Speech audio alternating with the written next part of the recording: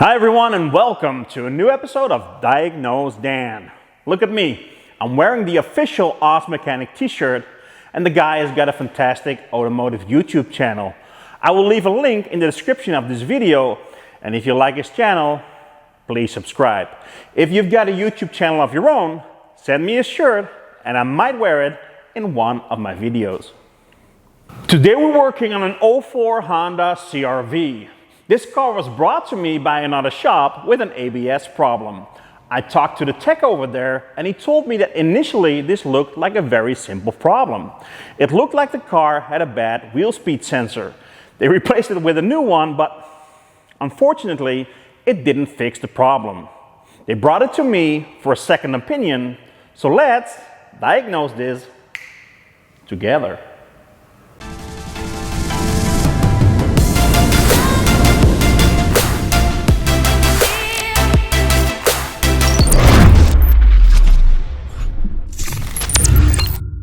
I already confirmed the customer complaint.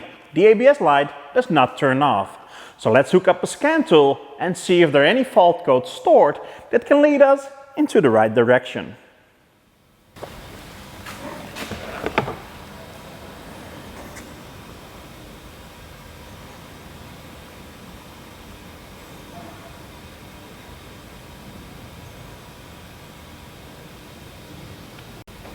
We've got a right front wheel speed sensor open or short.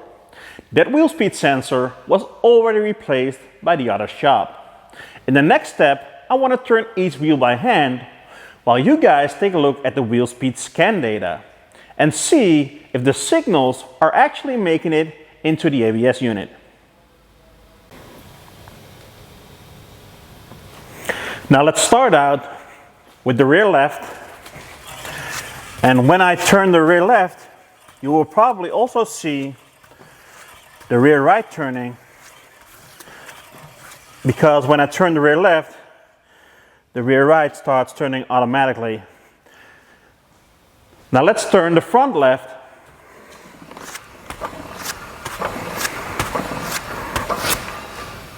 And finally, let's turn the front right.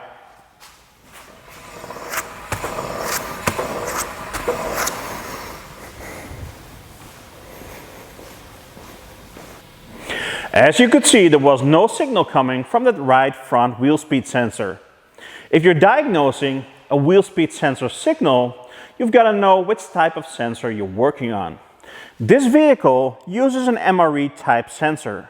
MRE stands for magnetic resistance element. Now, before we diagnose this signal, let's learn more about MRE sensors. MRE stands for magnetic resistance element. The magnetic resistance element type wheel sensor is used to measure the speed, acceleration, and deceleration of a wheel. From the outside, an MRE type sensor looks very similar to a two-wire AC inductive type sensor.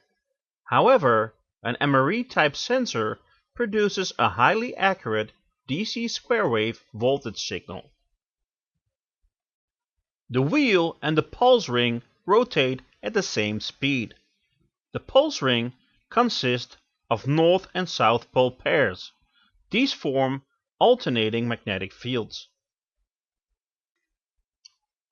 From an electronic point of view, the MRE wheel speed sensor is made up of two components: a sensor component and an electronic component.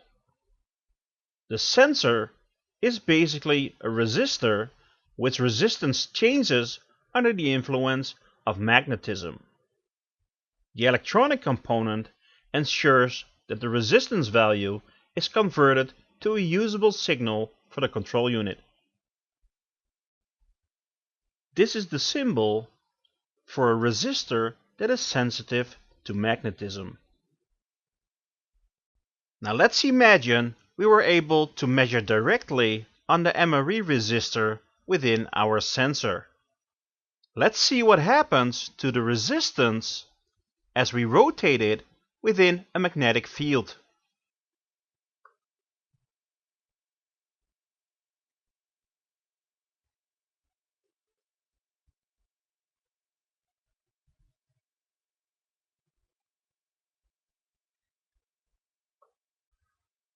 Now this is what the resistance looks like as we rotate the wheel. We can clearly see the increase and the decrease of the resistance as the north and south poles of the pulse ring change the magnetic field.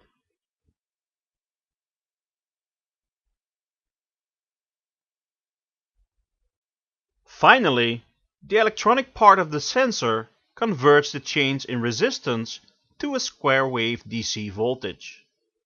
Faster rotation of the pulse ring produces a higher frequency signal.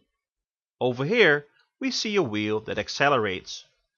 The advantage of an MRE sensor over other sensors is that it provides a usable signal from low RPM or even from a stationary position.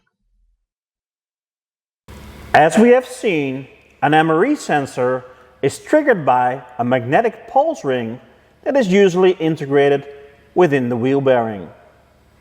When you're replacing a wheel bearing, always make sure the side with the pulse ring is facing the sensor.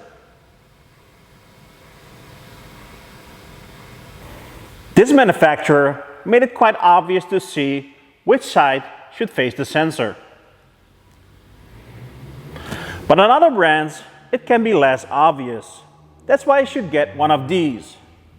These cards are filled with iron powder and usually available for free at your parts supplier.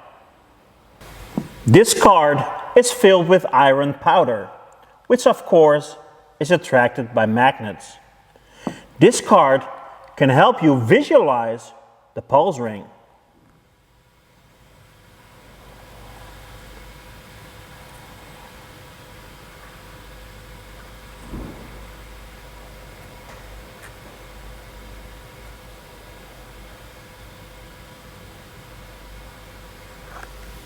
Now this tool doesn't only allow you to see which way the bearing should face, it also helps you to diagnose the pulse ring. Also, always make sure that if you accidentally dropped a wheel bearing during installation, you check the pulse ring. Now we have learned how this sensor works, we can diagnose it. But first, let's get the wheels off.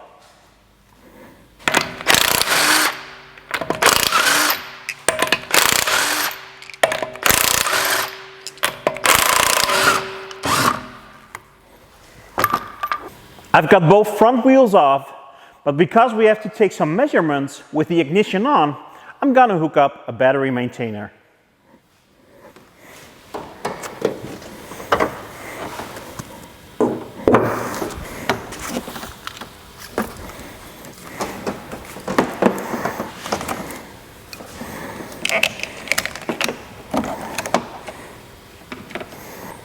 In order to diagnose this problem, we need to do some measurements. And I want to start out at the front left, because this is our known good, and then we get an idea what our signal should look like. This type of sensor needs a power, a ground, but it also has a signal. But it only has got 2 wires. That's because this type of sensor can send its signal on the power or the ground wire. And this particular make and model sends its signal on the power wire. But we'll get to that in a moment. First, let's start out with a basic power and ground check on our known good sensor. This is the front left connector for the wheel speed sensor. So let's back probe this wire first. And on this wire we have got 12.9 volts. Now the 12.9 is because of our battery maintainer. So this is our feed wire for the sensor. Let's check the other wire. And on the other wire, we have got a ground.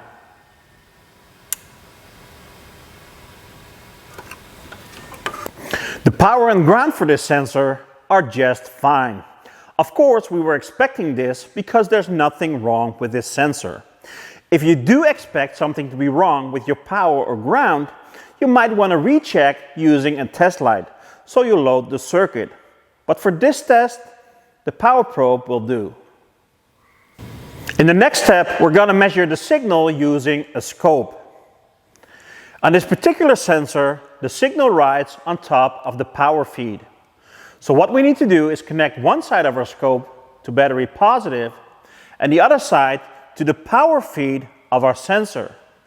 If nothing is happening, both voltages will be equal, but if a signal is produced on the power feed, there will be a difference in voltage and it will be displayed on our scope screen.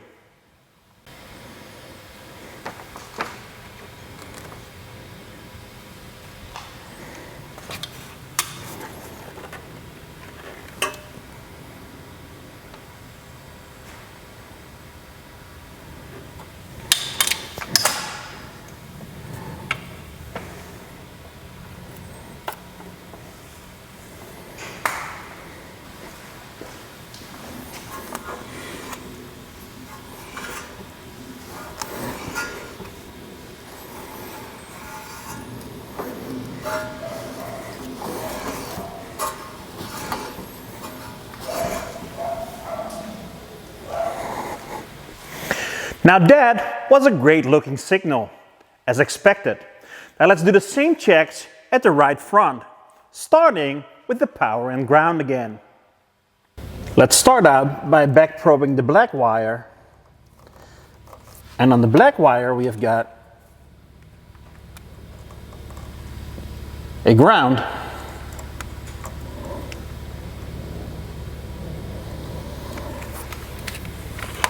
Let's back probe the other wire, and on the other wire we have got, this should be our power feed. And that wire we've got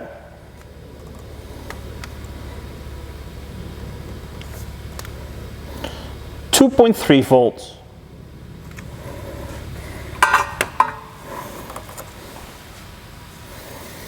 .3 volts, where there should be battery voltage. Now, this is something we can work with. This gives us some direction. Now, what could cause a voltage drop on that feed wire? Now, before we get into that, let's repeat the same test, but this time with the sensor disconnected. Let's disconnect that sensor and let's check the voltage with the sensor disconnected. With the sensor disconnected, we've got 12.2 volts.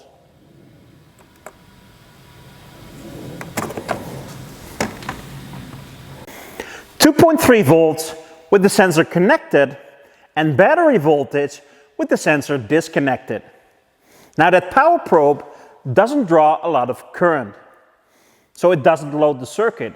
So let's check that power feed again, but this time using a test light. If my test light lights up, the power is fine. If it doesn't, we've got a problem in the power side of our circuit. What do you think?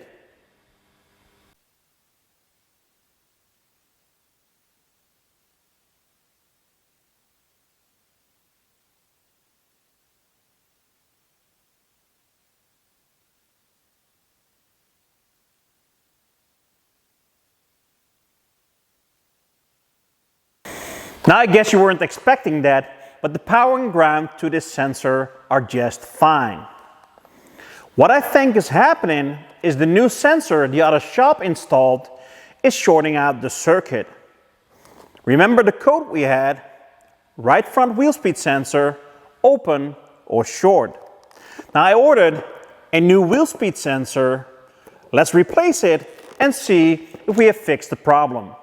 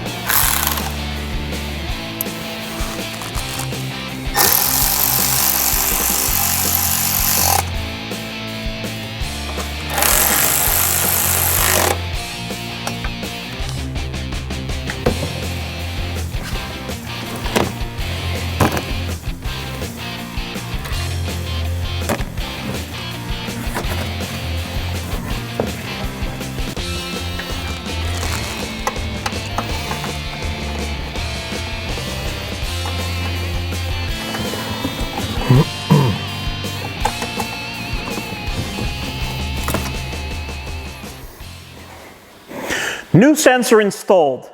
Now let's check that power feed again with the new sensor connected. And let's see if DiagnoseDan fixed it again. Now let's recheck that power feed again, but this time with the new sensor installed. If our diagnosis was right, we should read battery voltage.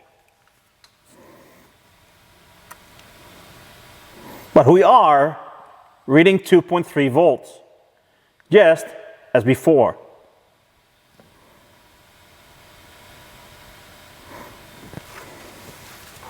Now, I wasn't expecting that, to be honest. We checked power and grounds.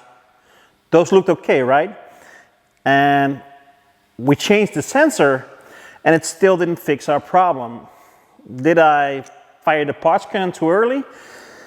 But if our power and grounds are fine, and it isn't our sensor, I mean, the other shop already replaced it. I replaced it with a brand new one, so it can't be the sensor, right? So what can it be?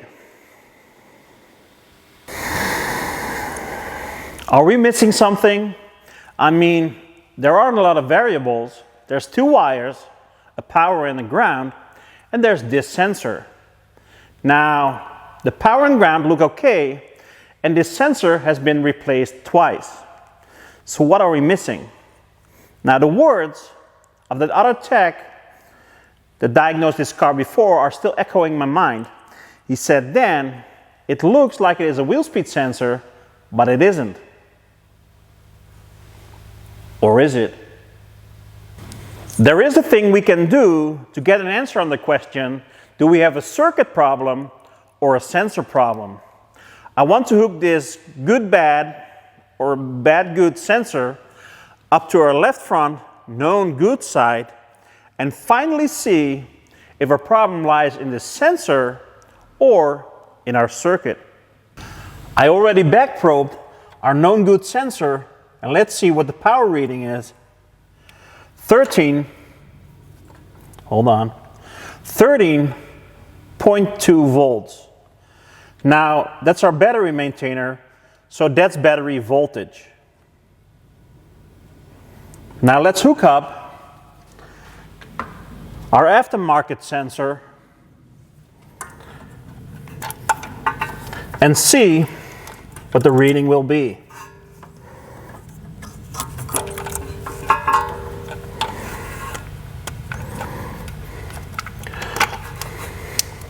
Aftermarket sensor replaced twice.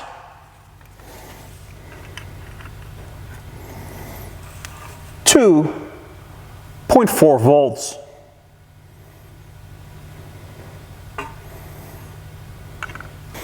Too bad? New sensors? Could it be? I mean, really? It's kind of hard to believe. So I called my supplier and they told me they also have another brand on stock. So to be 100% sure, let's try that one. Let's start out with the aftermarket sensor. I replaced the first time.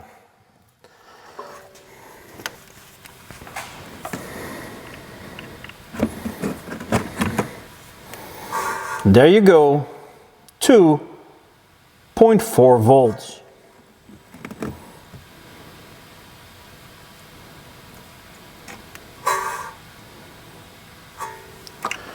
Now let's hook up the other brand aftermarket sensor and let's see what the reading will be.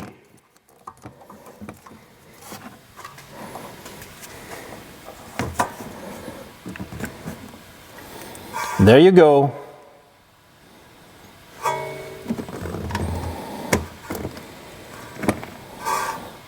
That's battery voltage.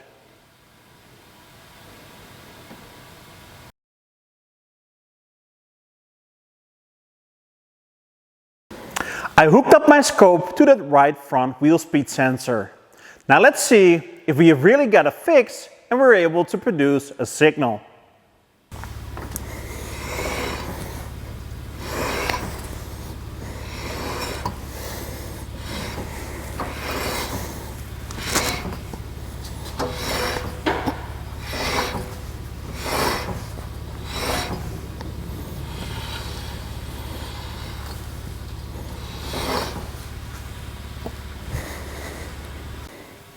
I test drove our Honda and it seems to be very happy with its new sensor. Now let's take a look, hold on. Let's zoom in. Ignition on, ABS light on, and off. Sweet. Now this one was bizarre, right? I called the other shop and I compared these two sensors and it turns out we both use the same brand aftermarket sensors. I called my supplier and did some research. These are the right sensors for this car. They're not wrong, they're just bad. Now I'd like to get your opinion on this.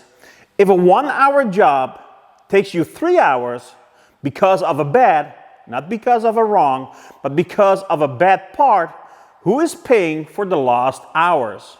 Now I'm not going to charge my customer for it, but should I pay for it? My supplier, or maybe the manufacturer? Please leave your opinion in the comment box. Now, if you like this video and if you want to learn more, please subscribe to my channel. When you hit the little bell, you will get a notification each time I post a new video. DiagnoseDan fixed it again. See you next time, guys. I've got both wheels off, and we might have to take some measurements with the